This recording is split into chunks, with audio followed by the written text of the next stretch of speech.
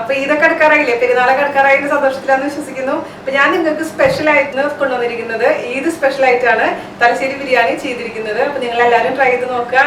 ഇതിന് നിങ്ങൾ നമ്മുടെ വീനാസ് കറിവേൾഡ് സ്പെഷ്യൽ തലശ്ശേരി ബിരിയാണി ട്രൈ ചെയ്യുമെന്ന് വിശ്വസിക്കുന്നു. പിന്നെ ഞാൻ 2 ആഴ്ചയായിട്ട് അത്രയും തിരക്കിലായിരുന്നു കേട്ടോ മക്കളെ. കാരണം എന്താണെന്ന് വെച്ച് കഴിഞ്ഞാൽ ഈ 2 മാനന്മാരുടെ എക്സാം ആയിരുന്നു. അപ്പൊ അറിയാലോ, 2 ആൺപിള്ളേരെ പിടിച്ച് പഠിപ്പിക്കാനുള്ള ബുദ്ധിമുട്ട് നിങ്ങൾക്ക് അറിയാമെന്ന് വിശ്വസിക്കുന്നു. അപ്പൊ എന്താന്ന് വെച്ച് കഴിഞ്ഞാൽ ഇവിടെ ഇരിക്കാൻ പറഞ്ഞാൽ അങ്ങോട്ട് ഓടുന്ന പിള്ളേരാണ് ഇവര്. അപ്പൊ എനിക്ക് 2 ആഴ്ചയായിട്ട് കുറെ കമന്റ്സിന് റിപ്ലൈ അയക്കാൻ പറ്റിയിരുന്നില്ല.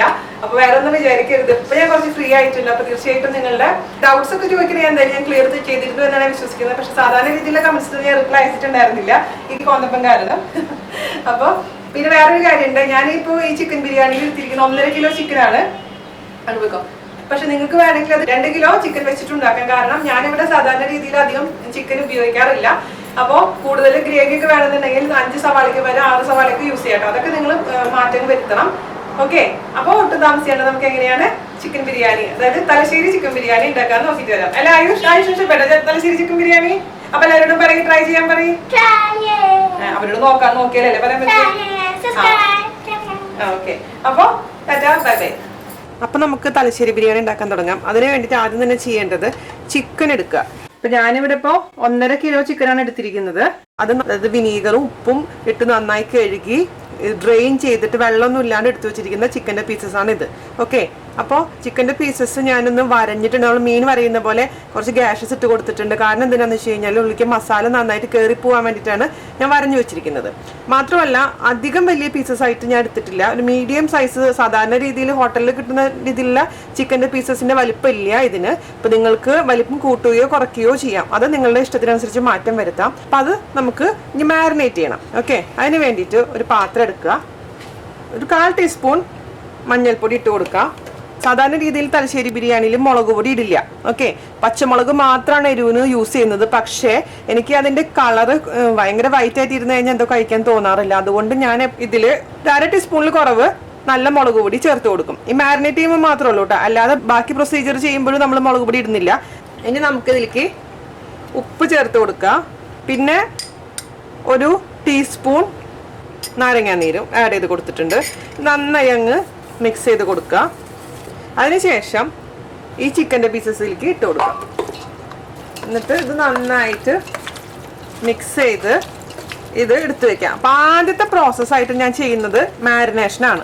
അപ്പൊ മുളക് പൊടി ഇടില്ല എന്ന് മാത്രമല്ല മാരിനേറ്റ് ചെയ്ത് വെക്കാറില്ല.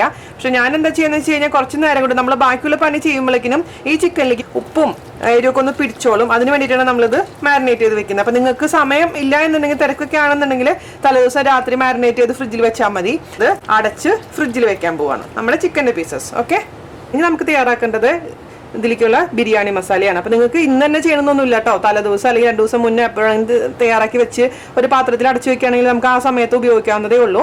ഇതിപ്പോൾ ബാക്കി വന്നു കഴിഞ്ഞാൽ നമുക്ക് അടച്ച് വെച്ചാൽ മതി. അടുത്ത പ്രാവശ്യം ബിരിയാണി ഉണ്ടാക്കാൻ നമുക്ക് ഉപയോഗിക്കാം. അപ്പൊ അതിലേക്ക് 2 ടേബിൾ സ്പൂൺ ഫെനൽ സീഡ്സ്, അതായത് പെരുംജീരകം ഇട്ട് കൊടുത്തിട്ടുണ്ട്. പിന്നെ ഞാൻ ഇതിലേക്ക് ഇടാൻ പോകുന്നത് ഒരു 12 ഏലക്കായാണ്. ഏലക്കായ ഇട്ട് കൊടുക്കുക. 1 ടീസ്പൂണോളം കരയാമ്പൂ. പിന്നെ കറുകപ്പട്ടയാണ് നമുക്ക് ഇതിലേക്ക് ചേർത്ത് കൊടുക്കേണ്ടത്. ഒരു കറുകപ്പട്ടയൊക്കെ ആകുമ്പോൾ ഇതേപോലത്തെ ഒരു 3-4 ചെറിയ പീസ് കറുകപ്പട്ട ചേർത്ത് കൊടുക്കുക. 1/2 ടീസ്പൂണോളം കുരുമുളക്. പിന്നെ ഞാൻ ഇതിലേക്ക് ചേർക്കാൻ പോകുന്നത്, ഇത് ഓപ്ഷനിലാണ്, ഉണ്ടെങ്കിൽ മാത്രം ചേർത്ത് കൊടുത്താൽ മതി, ഒരു 1/4 ടീസ്പൂണോളം സാജീരകം. നമ്മൾ കേക്ക് ജീരകം അല്ലെങ്കിൽ ബിരിയാണി ജീരകം എന്നൊക്കെ പറയപ്പെടുന്ന ഷാജീരകമാണത്. ഇത് നമുക്കൊരു 1/4 ടീസ്പൂൺ ചേർത്ത് കൊടുക്കുക. ഇതില്ലാന്ന് വെച്ച് കഴിഞ്ഞാൽ കുഴപ്പമൊന്നുമില്ല, ഉണ്ടെങ്കിൽ കുറച്ചൊരു നല്ലൊരു മണം കിട്ടും നമ്മുടെ ബിരിയാണി മസാലയ്ക്ക്.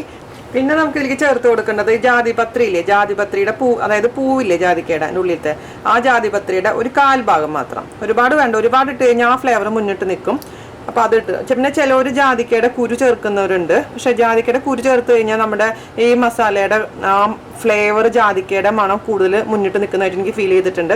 അതുകൊണ്ട് ഞാൻ ഇത്ര ഐറ്റംസ് ഇടുന്നുള്ളൂ. അപ്പൊ ജാതിക്കയുടെ കുരു താല്പര്യം ഉണ്ടെന്നുണ്ടെങ്കിൽ ജാതിക്കയുടെ കുരുവിൻ്റെ ഒരു 1/4 ഭാഗം നമുക്ക് ഇതിലേക്ക് ആഡ് ചെയ്ത് കൊടുക്കാം. അപ്പോൾ ഓരോരുത്തർ ഉണ്ടാക്കുന്നതിലും ചെറിയ ചെറിയ വ്യത്യാസങ്ങൾ എന്തായാലും കാണാതിരിക്കില്ലല്ലോ. അപ്പം ഇത് നമുക്ക് ജസ്റ്റ് ഒന്ന് റോസ്റ്റ് ചെയ്തിട്ട് ഇത് പൊടിച്ചെടുക്കാം ചൂടാറിയതിന് ശേഷം. ചിലവർ എന്താ ചെയ്യുന്നത് വെച്ചാൽ വെറുതെ പൊടിച്ചെടുക്കുന്നവരുണ്ട്, അതായത് റോസ്റ്റ് ചെയ്യാണ്ട് തന്നെ പൊടിച്ചെടുക്കുന്നവരുണ്ട്. ഒരുപാട് നാൾ നമ്മൾ കറി മസാല സൂക്ഷിച്ച് വെക്കുമ്പോൾ അതിൻ്റെ ഫ്ലേവേഴ്സ് ഒക്കെ കുറച്ച് നഷ്ടപ്പെടും. അതുകൊണ്ട് കുറച്ച് ക്വാണ്ടിറ്റിയിലായിട്ട് നമ്മൾ കറി മസാല വീട്ടിൽ പൊടിച്ചു വെച്ചാൽ മതി. അത് കഴിയുമ്പോൾ നമുക്ക് വീണ്ടും പൊടിക്കാമല്ലോ. അപ്പോൾ ഇത് കുറച്ച് കൂടുതലുണ്ടാവും, അതായത് 2-3 ബിരിയാണിക്കുള്ള മസാല ഇത് എന്തായാലും ഉണ്ടാവും. അപ്പോൾ ഇത് നമുക്കൊന്ന് ചെറുതായിട്ട് റോസ്റ്റ് ചെയ്തിട്ടൊന്ന് പൊടിച്ചെടുത്ത് വെക്കാം. റോസ്റ്റ് ചെയ്യുന്നത് ഞാൻ കാണിക്കുന്നില്ല, കാരണം പലപ്പോഴും പല വീഡിയോസിൽ ഞാൻ കാണിച്ചിട്ടുണ്ട്, ഗരം മസാല വീഡിയോസിലൊക്കെ ഞാൻ കാണിച്ചിട്ടുണ്ട് എങ്ങനെ റോസ്റ്റ് ചെയ്യേണ്ടതെന്നുള്ള കാര്യങ്ങളൊക്കെ. സംശയമാണെങ്കിൽ ആ വീഡിയോ എടുത്ത് നോക്കുക, വെറുതെ സമയം കളയണ്ടല്ലോ നമുക്ക്. അപ്പോൾ ഇത് ജസ്റ്റ് റോസ്റ്റ് ചെയ്തിട്ട് ഞാൻ പൊടിച്ചെടുക്കട്ടെ കേട്ടോ.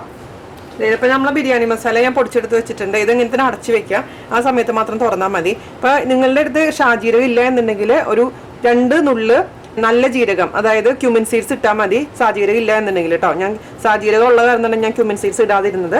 അപ്പോൾ ഇത് നമുക്കിത് അടച്ചു വെക്കാം. ആ സമയത്ത് നമുക്ക് തുറന്ന് അല്ലെങ്കിൽ ഒരു പാത്രത്തിലേക്ക് അടച്ചു വെക്കാം കേട്ടോ. ഇനി നമുക്ക് എന്താ ചെയ്യേണ്ടതെന്ന് വെച്ച് കഴിഞ്ഞാൽ ബിസ്ത ഉണ്ടാക്കി വെക്കണം, അതായത് ഉള്ളി പൊരിച്ച് വെക്കണം, ഉള്ളി ഫ്രൈ ചെയ്ത് വെക്കണം. അപ്പോൾ ഞാനിവിടെ ചെറിയ സവാള എടുത്തിരിക്കുന്ന കാരണം 4 ചെറിയ സവാള എടുത്തിട്ടുണ്ട്. അതേസമയം നിങ്ങളുടെ അടുത്ത് വലിയ സവാള ആണെങ്കിൽ 2 അല്ലെങ്കിൽ 3 വലിയ സവാള എടുത്താൽ മതിയാവും. അപ്പോൾ ഈ ഫ്രൈ ചെയ്തിരിക്കുന്ന ഉള്ളിയാണ് ഇതിൻ്റെ നമ്മുടെ ബിരിയാണിയുടെ മെയിൻ ടേസ്റ്റ് തന്നെ, ഇമ്പോർട്ടൻ്റ് ആയിട്ടുള്ള സംഭവമാണ്. അപ്പം അത് അരിയണ സമയത്ത് വളരെ നൈസായിട്ട് നിങ്ങളിത് അരിയാൻ ശ്രമിക്കുക. വളരെ നൈസായി നമ്മളിത് അരിഞ്ഞിട്ടുണ്ടെങ്കിൽ പെട്ടെന്ന് തന്നെ നമുക്ക് ഫ്രൈ ആയി കിട്ടും, അതുപോലെ തന്നെ നല്ല ക്രിസ്പി ആയിട്ട് ഇരിക്കുകയും ചെയ്യും. അപ്പോൾ വലിയ കത്തി വെച്ചിട്ടുണ്ടെങ്കിൽ നമുക്ക് പെട്ടെന്ന് ഇതുപോലെ നല്ല നൈസായിട്ട് അരിയാൻ പറ്റില്ല. അപ്പോൾ ഇതുപോലത്തെ ഓരോയുള്ള ചെറിയ കത്തിയാണെന്നുണ്ടെങ്കിൽ വളരെ നൈസായിട്ട് അങ്ങ് അരിഞ്ഞു കൊടുക്കും. ഈ ഒരു കനക്ക് കിട്ടുകയാണെങ്കിൽ ഏറ്റവും നല്ലതായിരിക്കും. ഇതുപോലെ നൈസായിട്ട് നമ്മൾ മൊത്തത്തിൽ ഈ 4 ചെറിയ സവാള ഞാൻ അരിഞ്ഞെടുക്കട്ടെ കേട്ടോ. ഇപ്പം നമ്മൾ 4 ചെറിയ സവാള ഇതുപോലെ നല്ല നൈസായിട്ട് അരിഞ്ഞിട്ടുണ്ട്. കൈകൊണ്ട് ഇതേപോലെ നിങ്ങളിത് വിടിച്ച് കൊടുക്കുകയാണെങ്കിൽ കുറച്ച് എളുപ്പത്തിൽ നമുക്കിതങ്ങ് ഫ്രൈ ചെയ്തെടുക്കാൻ പറ്റും. അപ്പം ഇനി എണ്ണ ചൂടാക്കിയിട്ട് നമുക്കിത് ഫ്രൈ ചെയ്തെടുക്കാം. അപ്പോൾ നമ്മളുടെ സവാള ഫ്രൈ ചെയ്യാൻ തുടങ്ങുന്നതിനേക്കാൾ മുന്നായിട്ട് നമുക്ക് അരി സോക്ക് ചെയ്യാൻ ഇടണം. അപ്പം ഞാനിവിടെ കൈമാരി ജീരകശാല അരി റോസ് എന്നുള്ള ബ്രാൻഡിൻ്റെ കൈമാരിയാണ് ഇടുന്നത്. ഇത് 4 ഗ്ലാസിൻ്റെ കണക്കാണ് പറയാൻ പോകുന്നത്. അപ്പം 4 ഗ്ലാസ് എൻ്റെ കയ്യിലുള്ള ഗ്ലാസ്സില്ലേ അതിൽ 4 ഗ്ലാസ് അരി ഞാൻ ഇട്ട് കൊടുക്കുകയാണ്. 4 ഗ്ലാസ് അരി. തലശ്ശേരി ബിരിയാണി ഉണ്ടാക്കുമ്പോൾ ദയവേത് എല്ലാവരും ജീരകശാല അരിയല്ല എന്ന് വെച്ചാൽ കൈമാരിയാണ് യൂസ് ചെയ്യേണ്ടത് കേട്ടോ. ഒരിക്കലും തലശ്ശേരി ബിരിയാണിയിൽ ബസ്മതി റൈസ് ഉപയോഗിച്ചിട്ട് അവരുണ്ടാക്കാറില്ല. അപ്പം അതിൻ്റെ ടേസ്റ്റ് തന്നെ ഇതാണ്, ഈ ചെറിയ അരിയാണ് ഏറ്റവും ടേസ്റ്റ്, അതാണ് അതിൻ്റെ ഒത്തൻറ്റിക് ആയിട്ടുള്ള അരി. നിവൃത്തിയില്ലെങ്കിൽ യൂസ് ചെയ്യാം, പക്ഷേ നമ്മൾ തലശ്ശേരി ബിരിയാണി എന്ന് പറഞ്ഞ് കൊടുക്കാൻ പാടില്ലായിരിക്കും, എന്നാൽ പേര് മാറ്റിക്കൊള്ളാം. അപ്പോൾ ഇത് നമുക്ക് നന്നായി കഴുകിയതിന് ശേഷം ഇത് 20 മിനിറ്റ് നേരം സോക്ക് ചെയ്ത് വെക്കാം. ഓക്കെ, അതിനുശേഷം ഡ്രെയിൻ ചെയ്ത് എടുത്ത് വെക്കണം. 20 മിനിറ്റ് കഴിഞ്ഞതിന് ശേഷം ഡ്രെയിൻ ചെയ്ത് എടുത്ത് വെക്കാം. അപ്പോൾ പൊരിക്കാൻ വേണ്ടിയിട്ട് ഒരു കടായിൽ കുറച്ച് സൺഫ്ലവർ ഓയിൽ ഒഴിച്ചിട്ടുണ്ട് ഞാൻ. ഇതൊന്ന് ചൂടാവുന്ന സമയത്ത് നമുക്ക് 2 ബാച്ചായിട്ട് നമുക്കിത് വറുത്തെടുക്കാം കേട്ടോ. എണ്ണ ഇപ്പോൾ ചൂടായിട്ടുണ്ട് ആവശ്യത്തിന്. ഇത് നമുക്ക് അതിലേക്ക് സവാള ഇട്ട് കൊടുക്കാം. അപ്പോൾ ഇത് നമ്മൾ മീഡിയം ഫ്ലെയിമിലാണ് ഞാൻ ഇട്ടിരിക്കുന്നത് ഇപ്പോൾ. അപ്പോൾ മീഡിയം ഫ്ലെയിമിൽ ഇട്ടതിന് ശേഷം ഒന്ന് ആവട്ടെ, ഒന്ന് ചെറിയൊരു കളർ ചേഞ്ച് വരുന്ന സമയത്ത് നമുക്ക് തീ കൂട്ടി കൊടുക്കണം. അതിനുശേഷം ഗോൾഡൻ കളർ ആവാൻ തുടങ്ങുന്ന സമയത്ത് തീ കുറച്ച് കൊടുക്കുക, പിന്നെ പെട്ടെന്ന് തന്നെ കോരിയെടുക്കണം. അപ്പം നിങ്ങൾ ഗോൾഡൻ കളർ ഒരുപാട് ഗോൾഡൻ കളർ ആയിട്ട് എടുക്കുള്ളൂ എന്നുണ്ടെങ്കിൽ പെട്ടെന്ന് ഇത് കരിഞ്ഞു പോകാനുള്ള ചാൻസ് ഉണ്ട്. അപ്പോൾ ഇതിൻ്റെ ഒരു ഗുണം എന്താണെന്ന് വെച്ച് കഴിഞ്ഞാൽ പുറത്തെടുത്ത് വെച്ച് കഴിഞ്ഞാലും ക്രിസ്പാവും, അതുപോലെ തന്നെ കുറച്ച് കളർ ചേഞ്ച് ആവുകയും ചെയ്യും. അപ്പോൾ ഇമ്പോർട്ടൻ്റ് ആയിട്ടുള്ള ഒരു സംഭവമാണ് ബിസ്ത എന്ന് പറയുന്ന സംഭവം, അതായത് ഈ പൊരിച്ച ഉള്ളി. അപ്പോൾ ഇതാണ് നമ്മുടെ ബിരിയാണിയുടെ ടേസ്റ്റിൻ്റെ ഒരു ഇമ്പോർട്ടൻ്റ് ആയിട്ടുള്ള ഒരു ഘടകം. അത് നന്നായി കിട്ടിയിട്ടില്ല എന്നുണ്ടെങ്കിൽ ബിരിയാണിയുടെ ടേസ്റ്റിനെ അത് ബാധിക്കും. അപ്പോൾ കരിഞ്ഞിട്ടുണ്ടെങ്കിൽ ബിരിയാണി ശരിയാവേ ഇല്ല. അതെപ്പോഴും അതുകൊണ്ട് ഉള്ളി ഫ്രൈ ചെയ്യുന്ന സമയത്ത് നിങ്ങൾ ശ്രദ്ധിക്കുക. ചെയ്യാൻ തുടങ്ങിയിട്ടുണ്ട് ആ സമയത്ത് നമുക്ക് വേണമെങ്കിൽ ഒന്ന് ഹൈ ഫ്ലെയിമിലോട്ട് ഇട്ട് കൊടുക്കുക. അതിനുശേഷം ഇത് പെട്ടെന്നാവും കേട്ടോ, ചേഞ്ച് ചെയ്യാൻ തുടങ്ങിയിട്ട് ഹൈ ഫ്ലെയിമിൽ ഇടുക, എന്നിട്ട് സൂക്ഷിക്കുക. ഇങ്ങനെ കളർ മാറാൻ തുടങ്ങുന്ന സമയത്ത് ലോ ഫ്ലെയിമിലാക്കിയതിന് ശേഷം നമുക്കിത് എടുക്കാം. അപ്പോൾ നൈസായി അരിയുന്നതിൻ്റെ ഗുണം ഇതാണ്. നൈസായി അരിഞ്ഞു കഴിഞ്ഞാൽ പെട്ടെന്ന് തന്നെ നമ്മുടെ ഉള്ളി ഫ്രൈ ആയി കിട്ടും. അതേസമയം ഒരുപാട് കട്ടിയിൽ അരിഞ്ഞു കഴിഞ്ഞാലാണ് സവാള ഫ്രൈ ചെയ്യാൻ ഒരുപാട് സമയം എടുക്കുന്നത്. നമ്മുടെ ഇതാവുന്ന സമയത്ത് ഇതിൻ്റെ അടുത്ത് ഇതേപോലെ തന്നെ ഒരു സ്ട്രെയിനറും അതുപോലെ തന്നെ കോരി അടുത്ത് വെക്കുക. അല്ലെങ്കിൽ ഈ സമയത്ത് നമ്മൾ കോരി അന്വേഷിച്ച് പോയി കഴിഞ്ഞാൽ ഇതിൻ്റെ പണി കഴിയും കേട്ടോ. ഇനി നമുക്ക് തീ കുറയ്ക്കുക. ഇനി ഇത് പുറത്തെടുക്കുമ്പോഴേക്കിന് ഇതിൻ്റെ കളറ് മാറിക്കോളും. കാരണം കാണാം ഒരു ഭാഗം ഗോൾഡ് കളർ ആയിട്ടുണ്ട്. നമുക്കിത് കോരി വയ്ക്കാം. നിങ്ങൾ വിചാരിക്കും വെള്ള കാണുമ്പോൾ വെള്ള, പക്ഷെ കുറച്ച് കഴിയുമ്പോൾ പുറത്തിരുന്നിട്ട് അതിൻ്റെ കളർ ചേഞ്ച് ആയിക്കോളും. അല്ലെങ്കിൽ എന്ന് വെച്ച് കഴിഞ്ഞാൽ കരിഞ്ഞു പോകും. അപ്പം ഇങ്ങനെ നോക്കുമ്പോൾ ക്രിസ്പി അല്ല, പക്ഷെ പുറത്തിരിക്കുമ്പോൾ അത് ക്രിസ്പി ആയിക്കോളും കേട്ടോ. നിങ്ങൾ ശ്രദ്ധിച്ചാൽ മനസ്സിലാവും. സ്ട്രെയിനറിൽ ടിഷ്യൂ പേപ്പറിൻ്റെ ആവശ്യമൊന്നുമില്ല, സ്ട്രെയിനറിൽ തന്നെ ഇട്ട് കൊടുത്താൽ മതി. നമ്മൾ വെറുതെ എന്തിനാ കുറേ ടിഷ്യൂ പേപ്പർ നശിപ്പിക്കണേ. അപ്പോൾ അടുത്ത ബാച്ച് ഇതേപോലെ തന്നെ അങ്ങ് ഫ്രൈ ചെയ്തെടുക്കാം. ഓക്കെ, 2 ബാച്ചും റെഡി ആയിട്ടുള്ളത് മാറ്റി വെക്കുക. ഇനി എന്താ ചെയ്യേണ്ടതെന്ന് വെച്ച് കഴിഞ്ഞാൽ ഇഞ്ചി, വെളുത്തുള്ളി, പച്ചമുളക് ഒന്ന് ചതച്ചെടുക്കണം. ഓക്കെ, അപ്പം ഞാനിവിടെ ഒരു വലിയ കഷ്ണം ഇഞ്ചി എടുത്തിട്ടുണ്ട്. അതുപോലെ തന്നെ വെളുത്തുള്ളി എന്ന് പറയുമ്പോൾ ഒരു കുടമില്ലേ, ഒരു കുടം വെളുത്തുള്ളി എന്ന് നമ്മൾ പറയത്തില്ലേ, ഒരു നാരങ്ങ വലിപ്പത്തിലുള്ള വെളുത്തുള്ളിയാണിത്. അല്ലി വെളുത്തുള്ളി. പിന്നെ ഞാനിവിടെ എടുത്തിരിക്കുന്ന പച്ചമുളക്. ഇവിടെ ഇതിപ്പോൾ ഇവിടെ കിട്ടിയിരിക്കുന്ന ചെറിയ ടൈപ്പ് പച്ചമുളക് ആയതുകൊണ്ട് ഞാൻ 16 എണ്ണം എടുത്തിട്ടുണ്ട്. അപ്പോൾ മാത്രമല്ല പച്ചമുളകിന്റെ എരിവ് അനുസരിച്ച് മാറ്റം വരും. ഇപ്പോൾ നല്ല എരിവുള്ള പച്ചമുളകൊക്കെ ആണെങ്കിൽ ഒരു 13 എണ്ണൊക്കെ എടുത്താൽ മതിയാവും. എന്ന് വെച്ച് കഴിഞ്ഞാൽ നല്ല സ്പൈസി ആയിരിക്കണം, പ്രത്യേകിച്ച് ചിക്കനിലൊക്കെ നല്ലോണം എരിവ് പിടിക്കണം. അപ്പോൾ നിങ്ങൾക്ക് അത്യാവശ്യം സ്പൈസി ആവണം. അപ്പോൾ നിങ്ങൾക്ക് എരിവ് കുറവ് മതിയെന്നുണ്ടെങ്കിൽ അതിനനുസരിച്ച് പച്ചമുളകിന്റെ എണ്ണം അഡ്ജസ്റ്റ് ചെയ്യാൻ മറക്കരുത്. പച്ചമുളകാണ് നമ്മുടെ ബിരിയാണിയുടെ ആകപ്പാടെയുള്ള ഒരു എരിവുള്ളത്, അല്ലാണ്ട് മുളക് പൊടി നമ്മൾ ഇനി ആഡ് ചെയ്യുന്നില്ല. ഓക്കെ, അപ്പോൾ അതനുസരിച്ച് നിങ്ങൾ തീരുമാനിക്കാം. അപ്പോൾ ഇത് 3 ഞാൻ ഒന്ന് ചതച്ചെടുത്ത് കൊണ്ടുവരാം. അരയ്ക്കാൻ പാടില്ല, ജസ്റ്റ് ഒന്ന് ക്രഷ് ചെയ്തെടുത്താൽ മാത്രം മതിയാവും. അപ്പൊ ഇനി നമുക്ക് ചിക്കൻ ബിരിയാണിക്കുള്ള മസാല തയ്യാറാക്കാം. ഓക്കെ, അപ്പൊ അതിന് വേണ്ടിയിട്ട് നമ്മൾ സവാള വറുത്ത് കോരിയ എണ്ണയില്ലേ, അതിൽ നിന്ന് ഒരു 2 ടേബിൾ സ്പൂൺ എണ്ണ ഇതിലേക്ക് ഒഴിച്ചു കൊടുക്കുക. കാരണം ആ സവാളയുടെ എണ്ണയ്ക്ക് നല്ലൊരു മണമാണ്, അതായത് സവാള നല്ല പൊരിഞ്ഞ സവാളയുടെ മണമാണ്. അതിൽ 2 ടേബിൾ സ്പൂൺ എണ്ണ ഒഴിച്ചു കൊടുക്കുക. അതൊന്ന് ചൂടായി വരട്ടെ. അപ്പൊ നമ്മുടെ എണ്ണ ചൂടായിട്ടുണ്ട്. അതിലേക്ക് 5 വലിയ സവാള നീളത്തിൽ കട്ട് ചെയ്തിട്ടുള്ളതാണ് ഇത് ഇട്ട് കൊടുക്കുക. നമുക്ക് ട്രാൻസ്പെറന്റ് ആവണ വരെ ഒന്ന് വഴറ്റി കൊടുക്കുക. അല്പം ഉപ്പ് ചേർത്ത് കൊടുക്കുക. ചെറുതായി ട്രാൻസ്പെറന്റ് ആവുന്ന സമയത്ത് നമ്മൾ ചതച്ച് വെച്ചിരിക്കുന്ന ഇഞ്ചി, വെളുത്തുള്ളി, പച്ചമുളക് ഇതിലേക്ക് ചേർത്ത് കൊടുക്കണം.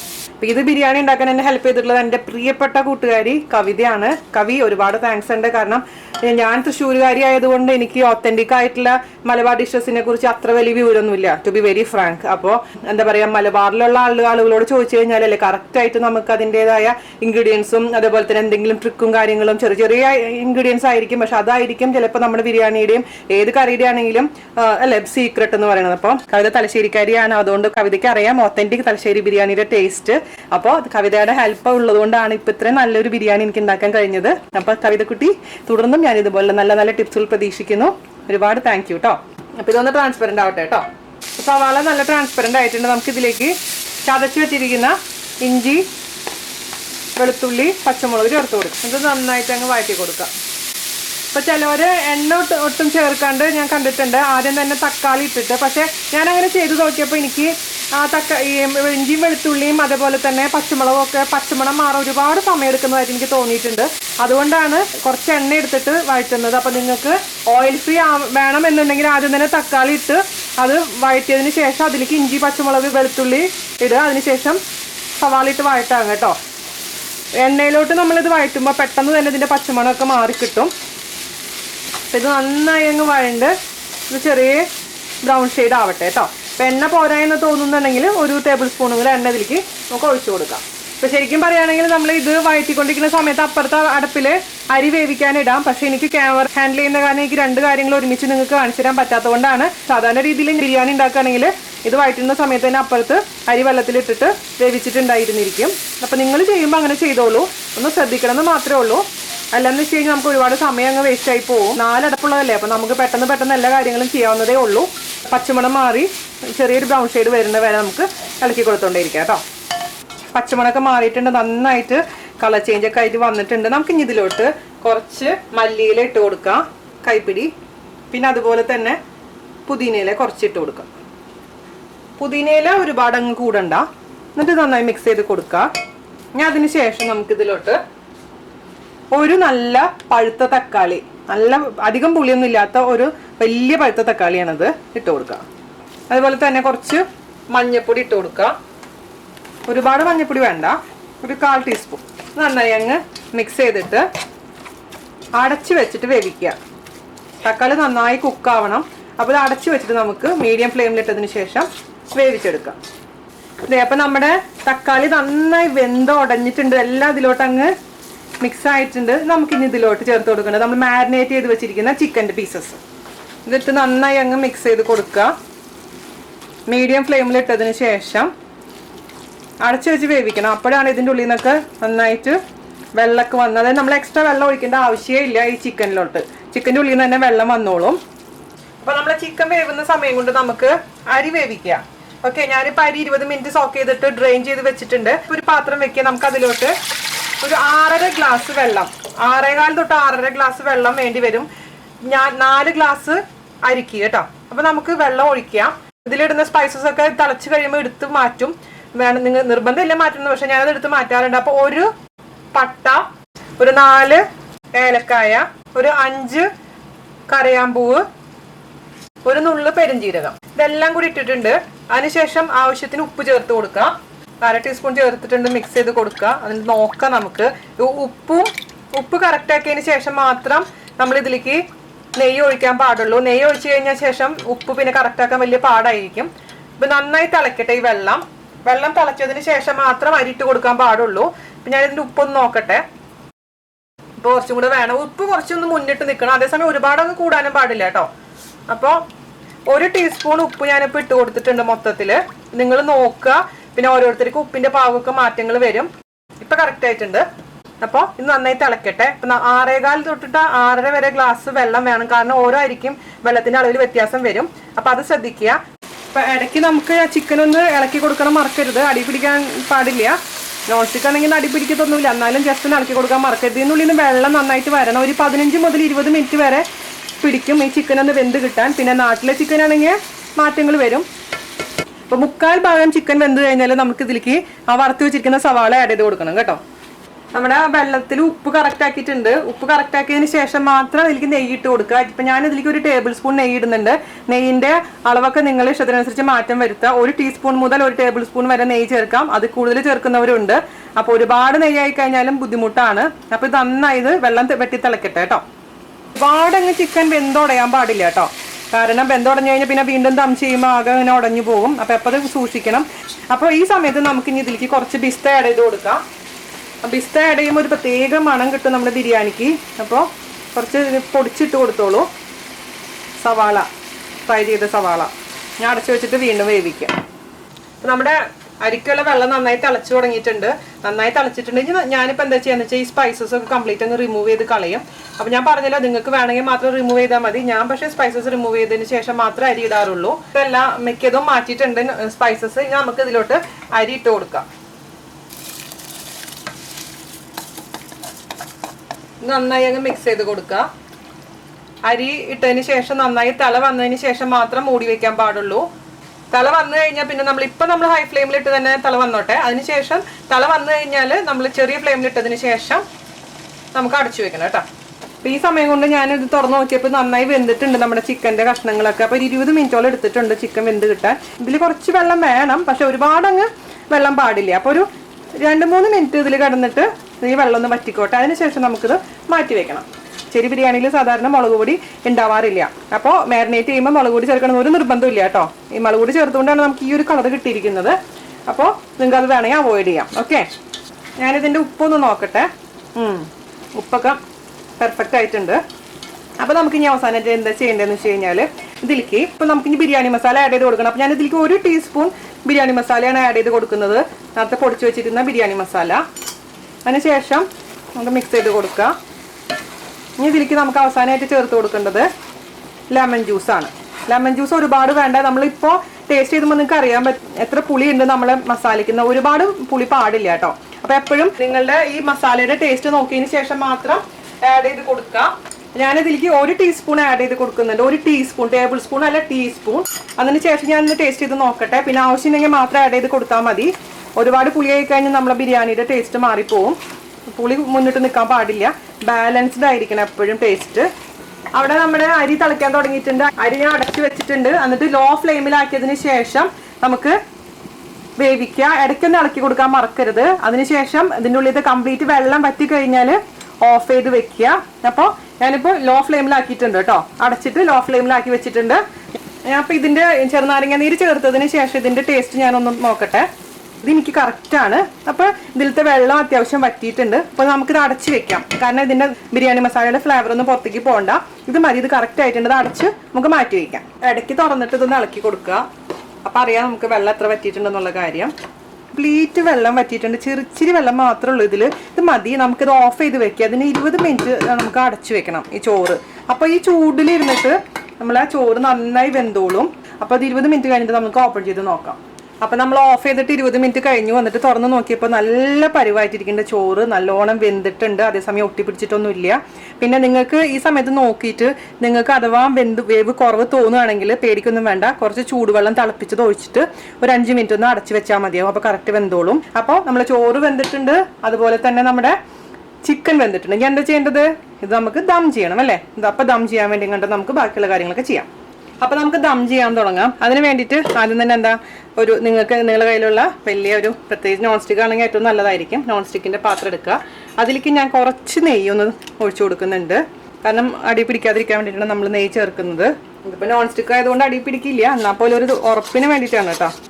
എന്നിട്ട് നെയ്യുള്ള പാത്രത്തിലോട്ട് നമ്മൾ തയ്യാറാക്കി വെച്ചിരിക്കുന്ന ചിക്കൻ്റെ മസാലയില്ലേ, ചിക്കൻ മസാല ഇട്ട് കൊടുക്കാം. നിങ്ങൾ വലിയ പാത്രത്തിലാണ് ചിക്കൻ മസാല തയ്യാറാക്കിയെന്ന് വെച്ചാൽ ആ പാത്രത്തിൽ തന്നെ അങ്ങനെ വെച്ചോട്ടെ. പക്ഷെ എൻ്റെ ചെറിയ പാത്രം ആയതുകൊണ്ട് ഞാൻ വലിയ പാത്രത്തിലോട്ട് മാറ്റുന്നതാണ് കേട്ടോ ചിക്കൻ മസാല.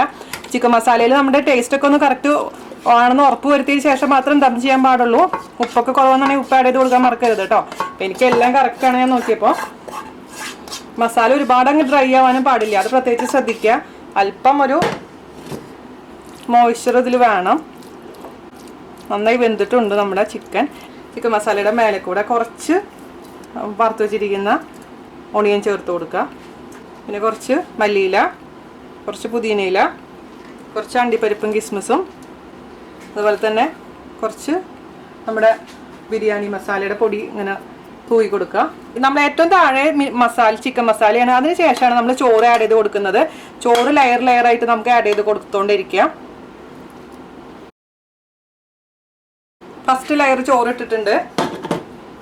ഇനി ഇതിൻ്റെ മുകളിൽ നമ്മൾ നേരത്തെ പറഞ്ഞ സംഭവങ്ങളൊക്കെ റിപ്പീറ്റ് ചെയ്യുക. ഇലകളും 2 ടൈപ്പിലുള്ള ഇലകൾ ഇട്ട് കുറച്ച് ഇട്ട് കൊടുത്താൽ മതിയിട്ട് എല്ലാം. അതേപോലെ തന്നെ ഫ്രൈഡ് ഓണിയൻ, കിസ്മിസ്, അണ്ടിപ്പരിപ്പ്, പിന്നെ മസാലയുടെ പൊടി. പിന്നെ നമുക്ക് വേണമെന്നുണ്ടെങ്കിൽ, നിങ്ങൾക്ക് ആവശ്യമുണ്ടെങ്കിൽ മാത്രം വേണമെങ്കിൽ കുറച്ച് നെയ്യ് ആഡ് ചെയ്ത് കൊടുക്കുക. അവിടെ ഇവിടെയൊക്കെ ആയിട്ട് കുറച്ച് നെയ്യ് നമുക്ക് വേണമെങ്കിൽ തൂക്കി കൊടുക്കാം. നിർബന്ധമൊന്നുമില്ല, പക്ഷെ ഞാൻ ഇച്ചിരി ഇടുന്നുണ്ട്. അരി വേവിച്ച സമയത്ത് കുറച്ച് നെയ്യ് ഇട്ടിട്ടുണ്ടായിരുന്നുള്ളൂ. അപ്പം നമുക്ക് കുറച്ച് നെയ്യ് ഇട്ട് കൊടുക്കാം. പിന്നെ ഞാൻ ഇതിലേക്ക് ആഡ് ചെയ്യാൻ പോകുന്നത്, ഒരു നിർബന്ധമില്ല, ഇത് ഓപ്ഷനിലാണ്, ഞാൻ കുറച്ച് പാലിൽ കുറച്ച് മഞ്ഞൾപ്പൊടി ഇട്ടിട്ടുണ്ട്. ഇത് ജസ്റ്റ് ഒന്ന് സ്പ്രിങ്കിൾ ചെയ്ത് കൊടുക്കും. അപ്പോൾ ഈ ചോറിൽ കുറച്ച് മഞ്ഞ കളർ കാണുമ്പോൾ ഒരു രസമല്ലേ കാണാൻ, അത് ഭംഗിക്ക് വേണ്ടി മാത്രമാണ് കേട്ടോ. പിന്നെ നിങ്ങൾക്ക് വേണമെങ്കിൽ കളർ ചേർക്കാം, മഞ്ഞ കളർ ചേർക്കാം. പക്ഷെ അതിനേക്കാളും ഏറ്റവും സേഫും ഹെൽത്തിയും നമ്മളെ നാച്ചുറൽ ആയിട്ടുള്ള മഞ്ഞപ്പൊടിയാണ്. ഒരുപാടൊന്നും വേണ്ട, കുറച്ച് അവിടെ ഇവിടെയൊക്കെ ഒന്ന് തൂക്കി കൊടുത്താൽ മതി. ഓക്കെ. ഞാൻ കേരള ബിരിയാണി ഉണ്ടാക്കുമ്പോൾ പൈനാപ്പിൾ എസൻസ് ചേർക്കാറുണ്ട്. തലശ്ശേരി ബിരിയാണിയിൽ നമ്മൾ എസൻസുകൾ ഒന്നും ചേർക്കാൻ പാടില്ല. അടുത്തതും ഇതേപോലെ തന്നെ ചോറ് ബാക്കിയുള്ളത് നമുക്ക് ലെയർ ചെയ്ത് കൊടുക്കാം. ഇതിപ്പോൾ ഒരു 7-8 പേർക്കുള്ള ബിരിയാണിയാണ് കേട്ടോ ഞാനിപ്പോൾ ഇത് ഉണ്ടാക്കിക്കൊണ്ടിരിക്കുന്നത്. ഓക്കെ. അപ്പോൾ നമ്മൾ ഫൈനൽ ലെയർ ഇട്ടിട്ടുണ്ട്. ചോറ് കംപ്ലീറ്റ് ഞാനിപ്പോൾ ഇതിലേക്ക് ഇട്ട് കൊടുത്തിട്ടുണ്ട്. അപ്പോൾ ഫൈനലും നമ്മൾ ഇതേപോലെ തന്നെ കുറച്ച് ഇലകളും ബാക്കി കാര്യങ്ങളൊക്കെ ഇട്ട് കൊടുക്കാം കേട്ടോ. ചോറിൻ്റെ ഉപ്പ് കറക്റ്റ് ആയിട്ട് കഴിഞ്ഞാലാണ് ബിരിയാണിയുടെ കറക്റ്റ് ഒരു ടേസ്റ്റ് വരില്ല. അപ്പോൾ ഉപ്പ് എപ്പോഴും ശ്രദ്ധിക്കുക കേട്ടോ. ഞാൻ മറ്റേതിൽ ചെയ്ത പോലെ തന്നെ ഒരു ഫോയിൽ പേപ്പർ വെച്ചിട്ട് കംപ്ലീറ്റ് അങ്ങ് അടയ്ക്കുക. അപ്പോൾ ഇതൊക്കെ ഉള്ളപ്പോൾ നമുക്ക് മറ്റേ മൈദ വെച്ച് ഇതാക്കേണ്ട ഒരു ആവശ്യമൊന്നുമില്ല. ഇതുകൊണ്ട് വെച്ച് പൊതിഞ്ഞ് കഴിഞ്ഞാൽ തന്നെ നല്ല ടൈറ്റായിട്ട് ഇരുന്നോളും. പിന്നെ നമ്മൾ ഇതിൻ്റെ മുകളിൽ ഇതിൻ്റെ കറക്റ്റ് പരുവത്തിനുള്ള ഇതിൻ്റെ കറക്റ്റായിട്ടുള്ള ലിഡ് വെച്ച് അടച്ചു കഴിഞ്ഞാൽ ഒട്ടും തന്നെ ഇത് പോകില്ല, ആവി പോകില്ല. അപ്പോൾ നല്ല ടൈറ്റ് ആയിട്ടുണ്ട്. ഓക്കെ. അപ്പോൾ ഇനി നമുക്ക് ഇതിൻ്റെ ഉള്ളിൽ നിന്ന് ആവിയൊന്നും പോകില്ല പുറത്തേക്ക്. അപ്പോൾ ഈ ഒരു ദോശയുടെ കട്ടിയുള്ളൊരു തവ എടുക്കുക, മേലേക്ക് ഈ സംഭവം എടുത്തു വെക്കുക. ഓക്കെ. അതിനുശേഷം ഒരു മീഡിയം തീയിൽ ആദ്യം ഇടുക. മീഡിയം തീയിലിട്ടിട്ട് നമുക്ക് ഇതിൽ നിന്ന് നമ്മുടെ ചിക്കനും ഒക്കെ തിളയ്ക്കുന്ന ഒരു സൗണ്ട് വരാൻ തുടങ്ങും. ആ സൗണ്ട് വരുന്ന സമയത്ത് നമ്മൾ ലോ ഫ്ലെയിമിലിടുക. ഏറ്റവും മിനിമം തീയിലിട്ടതിന് ശേഷം 10 മിനിറ്റ് അത് മതി. അതിനുശേഷം ഓഫ് ചെയ്തിടുക. അത് കഴിഞ്ഞിട്ട് ഒരു 10 മിനിറ്റ് കഴിഞ്ഞിട്ട് നിങ്ങൾ ഓപ്പൺ ചെയ്യുക. അപ്പോൾ കറക്റ്റ് ആയിട്ടുണ്ടാവും, നല്ല ദമ്മായിട്ട് ഇരിപ്പുണ്ടാവും. ഓക്കെ. അപ്പോൾ ഞാനിപ്പോൾ മീഡിയം ഫ്ലെയിമിൽ ഇട്ടിട്ടുണ്ട്. അതിനുശേഷം നമുക്ക് തല വരുന്ന സൗണ്ട് കേൾക്കുമ്പോൾ ലോയിലോട്ട് മാറ്റണം. അതേസമയം നിങ്ങൾക്ക് ഇപ്പോൾ ബേക്ക് ചെയ്യണം എന്നുണ്ടെങ്കിൽ പ്രീ ഹീറ്റ് ചെയ്ത ഓവനിൽ 20 മിനിറ്റ് 180 ഡിഗ്രി സെൽഷ്യസിൽ ബേക്ക് ചെയ്തെടുത്താൽ മതി. അപ്പോൾ ഇത് ഞാൻ ഓഫ് ചെയ്തിട്ടിട്ടുണ്ട് കേട്ടോ. 10 മിനിറ്റ് കഴിഞ്ഞപ്പോൾ ഓഫ് ചെയ്തിട്ടുണ്ട്. ലിഡ് തൊട്ട് നോക്കി കഴിഞ്ഞാൽ നല്ല ചൂടുണ്ടാവണം. അതിൻ്റെ അർത്ഥം നന്നായിട്ട് മുകളിലേക്ക് ആവി വന്നിട്ടുണ്ടെന്നാണ്. അപ്പോൾ ഇത് ഓഫ് ആണപ്പോൾ ഇതിൽ തന്നെ ഇരുന്നോട്ടെ. 20 മിനിറ്റ് കഴിഞ്ഞതിന് ശേഷം നമുക്കിത് ദം ഓപ്പൺ ചെയ്യാം. ഓക്കെ.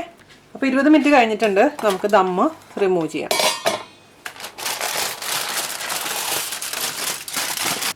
ആഹാ, എന്താ മണം! ഇങ്ങനെ മൂക്കിലേക്ക് ഇങ്ങനെ തിളച്ച് കയറുകയാണ്. അപ്പോൾ കറക്റ്റായിട്ട് വെന്ത് കണ്ട ഈ ചോറൊക്കെ ഒട്ടാതെ ഇങ്ങനെ തനിയെ ഇങ്ങനെ വിട്ട് നിൽക്കുന്നുണ്ട്. അതാണ് അതിൻ്റെ പരുവെന്ന് പറയുന്നത്. പ്ലേറ്റിംഗ് എങ്ങനെ ചെയ്യുന്നത് ഞാൻ പറഞ്ഞുതരാം. അപ്പോൾ അത് ഈ മേലത്ത് റൈസ് മാത്രം നമ്മൾ തനിയെ മാറ്റി വെക്കുക. അതിനുശേഷം താഴത്തെ ചോറില്ലേ, നമ്മുടെ മസാല പറഞ്ഞ ചോറും ചിക്കൻ്റെ പീസും ആദ്യം താഴെ ഒരു പാത്രത്തിലോട്ട് ഇടുക. അതിനുശേഷം മേലെ ഈ റൈസ് ഇട്ട് കൊടുക്കുക. ഓക്കെ. അപ്പോൾ നമുക്ക് ഈ ചോറ് നന്നായി മിക്സ് ചെയ്തതിന് ശേഷം ഒരു പാത്രത്തിലോട്ട് മാറ്റാം കേട്ടോ. ഇതിൻ്റെ മുകളിലത്തെ ചോറ് മുഴുവനും വേറൊരു പാത്രത്തിലോട്ട് മാറ്റിയിട്ടുണ്ട്. ഈ താഴത്തെ ചോറും ചിക്കനും മാത്രമാണ് ഇപ്പോൾ നമ്മുടെ പാത്രത്തിലുള്ളത്. ഓക്കെ, അപ്പോൾ ഞാൻ എന്താ ചെയ്യാൻ പോകണമെന്ന് വെച്ച് കഴിഞ്ഞാൽ ഈ ചോറും കുറച്ച് ചിക്കനും കൂടിയിട്ട് ആദ്യം തന്നെ നമ്മുടെ ഏത് പാത്രത്തിലാണോ നിങ്ങൾ സെർവ് ചെയ്യാൻ ഉദ്ദേശിക്കുന്നത് ആ പാത്രത്തിലോട്ട് ഇട്ട് കൊടുക്കുക.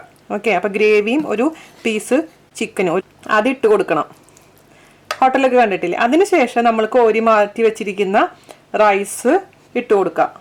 വേണം എന്നുണ്ടെങ്കിൽ നമുക്കിതിൽ ഒരു മുട്ട അങ്ങ് വെക്കുക. ഞാൻ മുട്ട അതിൽ വെക്കാറുണ്ട് എപ്പോഴും ബിരിയാണിയുടെ സെർവ് ചെയ്യുമ്പോൾ.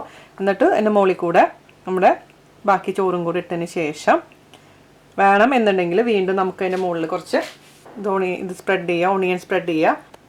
പിന്നെ അതേപോലെ തന്നെ ഇലകൾ കുറച്ച് അണ്ടിപ്പരിപ്പും കിസ്മിസും കഴിഞ്ഞ് നമ്മുടെ തലശ്ശേരി ദം ബിരിയാണി റെഡി ആയിട്ടുണ്ട്. വളരെ എളുപ്പമാണ് ആക്ച്വലി ഉണ്ടാക്കാൻ വേണ്ടിയിട്ട്. അപ്പോൾ ഞാൻ പറഞ്ഞല്ലോ, ഞാൻ വീഡിയോ ചെയ്യുന്ന കാരണം എനിക്ക് അറ്റ് എ ടൈം എല്ലാം കൂടി ഒരുമിച്ച് ചെയ്യാൻ പറ്റില്ല. പക്ഷേ നിങ്ങൾക്കൊക്കെ ആണെങ്കിൽ 4 അടുപ്പിൽ വെക്കുകയാണെങ്കിൽ പെട്ടെന്ന് എല്ലാ കാര്യങ്ങളും ഉണ്ടാക്കിയെടുക്കാൻ പറ്റും. അപ്പോൾ നിങ്ങൾ എല്ലാവരും ട്രൈ ചെയ്ത് നോക്കുക. ഞാൻ ഇതിൻ്റെ ഒന്ന് ടേസ്റ്റ് നോക്കട്ടെ. ഉള്ളിൽ നിന്ന് ചിക്കൻ്റെ പീസ് ഞാനിപ്പോൾ തൽക്കാലം എടുക്കുന്നില്ല. ഇത്തിരി ചോറ് ചൂടുണ്ട്. അസ്റ്റലായിട്ട് കേട്ടോ. ഞാൻ ഉണ്ടാക്കിയെന്ന് ആരും പറയില്ല എന്തായാലും. കവിത ഒരുപാട് താങ്ക്സ് ഉണ്ട്. ഈ ചെറിയ ടിപ്സൊക്കെ ഒരുപാട് ഹെൽപ്പ് ചെയ്തിട്ടുണ്ട്. പെർഫെക്റ്റ് ആയിട്ടുണ്ട്. എരിവും അതിൽ ഉപ്പും ഒക്കെ കറക്റ്റ് ആയിട്ടുണ്ട്. നല്ല ടേസ്റ്റ് ആയിട്ടുണ്ട്. പിന്നെ ഇതിൽ സെർവ് ചെയ്യുന്ന കൂട്ടത്തിൽ ഞാനിപ്പോൾ ഇതിൻ്റെ കൂട്ടത്തിൽ കൂടെ കച്ചമ്പർ, അതായത് സാലഡ്, തൈരും തക്കാളിയും ഓണിയനും പച്ചമുളകൊക്കെ ഇട്ടിട്ടുള്ള സാലഡ് സെർവ് ചെയ്യുന്നുണ്ട്. പിന്നെ അതുപോലെ തന്നെ ഓണിയൻ വിനീഗറിൽ ഇട്ടിട്ടുള്ള പിക്കിളില്ലേ അത് സെർവ് ചെയ്യുന്നുണ്ട്. പിന്നെ അതുപോലെ തന്നെ ഡേറ്റ് ലെമൺ പിക്കിളും ആണ് ഇതിൻ്റെ കൂട്ടത്തിൽ കൂടെ സെർവ് ചെയ്യുന്നത്. മാത്രമല്ല ഇതിൻ്റെ കൂടെ ഞാൻ എക്സ്ട്രാ ഒരെണ്ണം സെർവ് ചെയ്യുന്നത് എപ്പോഴും ഞാൻ ബിരിയാണിയുടെ കൂടെ സെർവ് ചെയ്യാറുള്ളതാണ്. എന്താണെന്ന് വെച്ച് കഴിഞ്ഞാൽ പൈനാപ്പിൾ നമ്മൾ കഴിച്ചു കഴിഞ്ഞാൽ, ബിരിയാണി കഴിച്ചു കഴിഞ്ഞാലുള്ള എന്തെങ്കിലും ദഹനക്കേടൊക്കെ ഉണ്ടെങ്കിൽ അത് മാറാൻ നമ്മുടെ പൈനാപ്പിൾ ഹെൽപ്പ് ചെയ്യും. അതുകൊണ്ട് പൈനാപ്പിൾ ഉണ്ടെങ്കിൽ നിങ്ങളത് അതിൻ്റെ കൂട്ടത്തിൽ കൂടെ ഒരു പീസ് കഴിക്കാൻ ശ്രമിക്കുക. അണ്ടിപ്പരിപ്പും കിസ്മിസും റോസ്റ്റ് ചെയ്ത് വെച്ചിട്ടായിരുന്നു കുറച്ച് നെയ്യിൽ കേട്ടോ. അത് നിർബന്ധമൊന്നുമില്ല, ഇഷ്ടമുണ്ടെങ്കിൽ ഇട്ടാൽ മതി. ചിലവർ ഇടാറില്ല. ചിലവർ പച്ചയ്ക്ക് തന്നെ അണ്ടിപ്പരിപ്പും കിസ്മിസും വറക്കാണ്ട് തന്നെ ഇടുന്നവരുണ്ട്. പക്ഷെ ഞാൻ വറുത്തിട്ടാണ് ഇടാറ്. കാരണം കിസ്മിസൊക്കെ അതിൽ ചേർക്കുമ്പോൾ ഒരു മധുരം ഇതിൽ കൂടെ കഴിക്കുമ്പോൾ നല്ല ടേസ്റ്റ് ആയിരിക്കും. അപ്പോൾ അത് ഇടാം കേട്ടോ. അപ്പോൾ നിങ്ങളെല്ലാവരും പെരുന്നാളിന് വീണാസ് കറിവേൾഡ് സ്പെഷ്യൽ തലശ്ശേരി ബിരിയാണി ഉണ്ടാക്കി നോക്കും എന്ന് വിശ്വസിക്കുന്നു.